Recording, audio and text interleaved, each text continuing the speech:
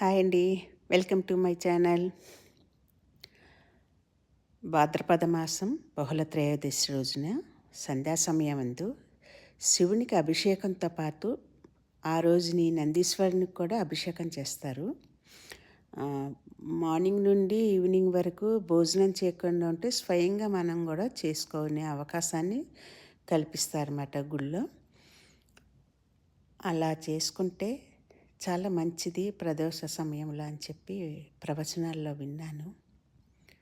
మా ఊళ్ళో జరిగిన అభిషేకం అండి నందీశ్వరునికి, అదే విధంగా గుళ్ళో ఉన్న అమ్మవారికిను శివలింగానికి కూడా జరిగినాయి. శివలింగానికి ఏ విధంగా అయితే చేస్తామో అదే విధంగా నందీశ్వరునికి కూడా చేసి ప్రసాదాలు, నైవేద్యాలు, హారతులు అందిస్తారు.